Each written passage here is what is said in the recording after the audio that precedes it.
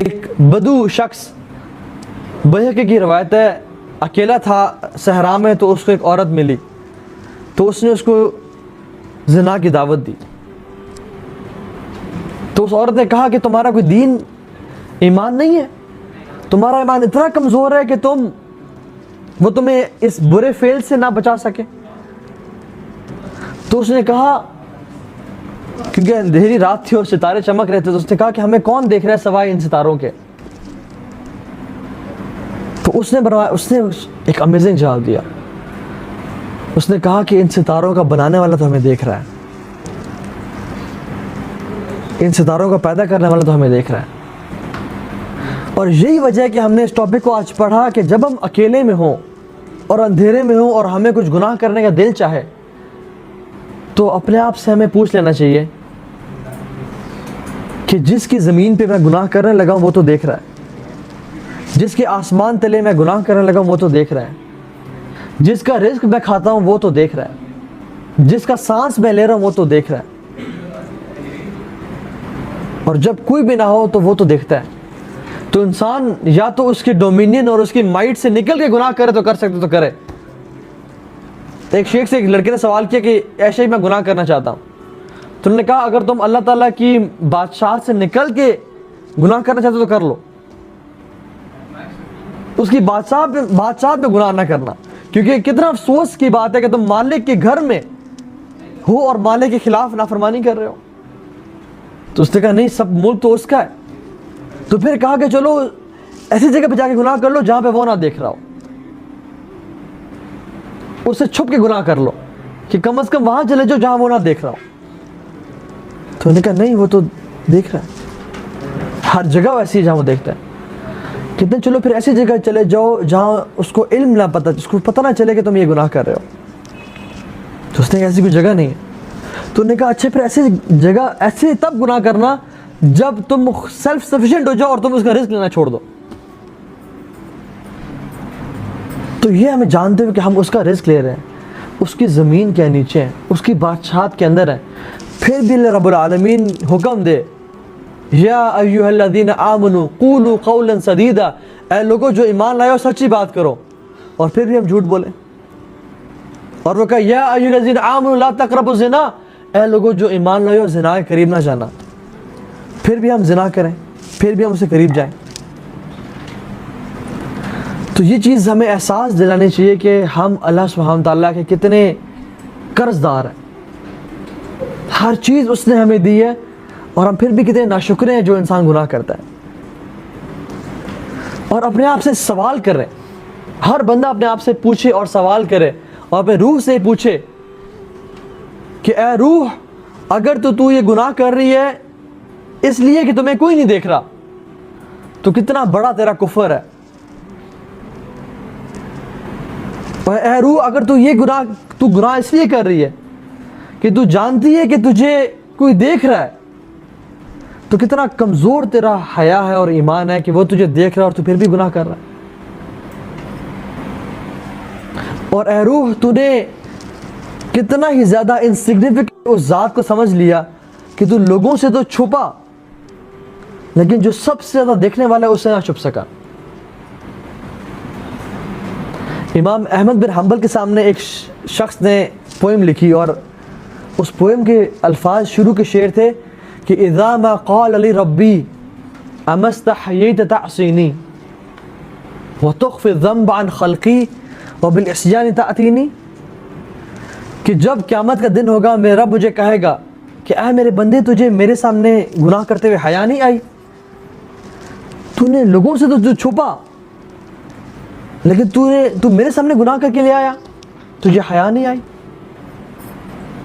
اور جب انسان لوگوں سے چھپ رہا ہو گناہ کرنے کے لیے تو کتنا ہی زیادہ وہ اللہ سبحانہ تعالیٰ کو انسگنیفیکنٹ سمجھ رہا ہوتا ہے. نعوذ باللہ، کہ تمام دیکھنے والوں سے تو وہ چھپا لیکن سب سے زیادہ دیکھنے والے سے وہ نہ چھپ سکا اور اس کے سامنے گناہ کر لیا. تو یہ چیز ہمیں اللہ سبحانہ تعالیٰ کی ذات، ہمیں اس چیز کا احساس دلانا چاہیے کہ وہ رب، اس کے کتنے احسانات ہیں ہمارے اوپر، کہ تمام انسانیت، تمام اس دنیا کی ماں کو اکٹھا کر لے انسان تو تمام انسانیت کی ماؤں سے زیادہ محبت کرنے والی وہ ذات ہے. اسی لیے اس نے ہمیں ڈھیلا چھوڑا تھا ابھی تک کہ شاید میرے بندے میرے قریب آ جائیں, شاید میرے بندے میری بات مان جائیں اور توبہ کر لیں اور اپنی حرکتوں سے باز آ جائیں.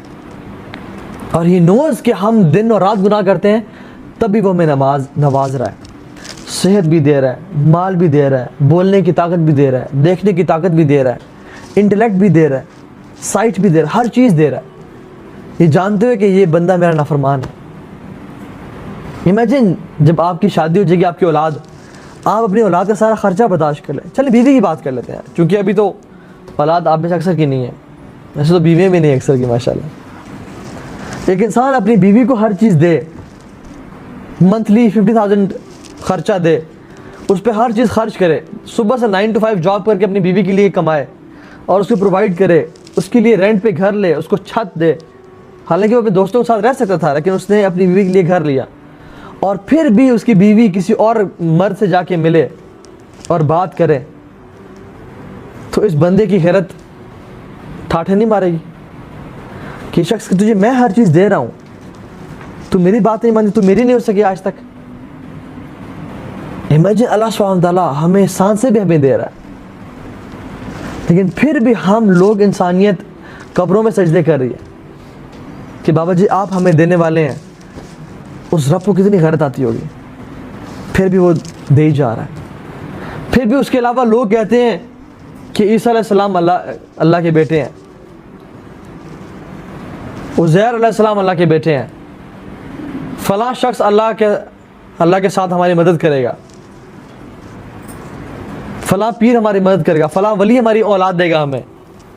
تو اللہ سبحانہ تعالیٰ جو کہ جبار اور قہار ہے, پھر بھی وہ نوازتے ہیں, پھر بھی وہ دے رہے ہیں. قرآن میں کہتے ہیں اللہ تعالیٰ کہ زمین پھٹ جائے, آسمان چر جائے, کہ وہ لوگ کہتے ہیں کہ اللہ رب العالمین نے بیٹا جنا, ولیعوذ باللہ.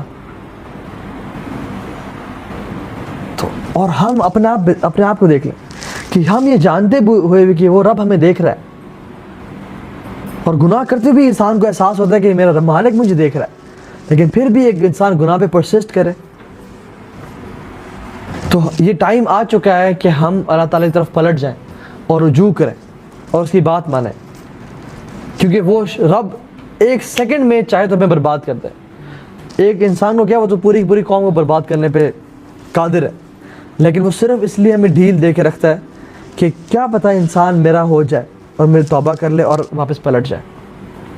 تو ہمیں بھی نا اس چیز کا احساس کرنا چاہیے اور ڈھیٹ نہیں بننا چاہیے کہ ہم جان لیں, احساس کریں کہ رب العالمین جب اتنا نوازتے ہیں تو کم از کم at least I should be grateful enough کہ میں اس کے سامنے سجدہ کروں.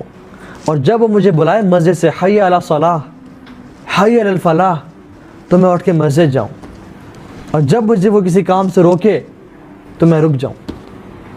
اور اگر آپ یہ جاننا چاہتے ہیں کہ آپ کے دل میں اللہ سبحانہ تعالیٰ کی ذات کتنی بڑی ہے, تو صرف یہ دیکھ لیں کہ اس کے جو احکامات ہیں وہ آپ کے دل میں کتنے بڑے ہیں.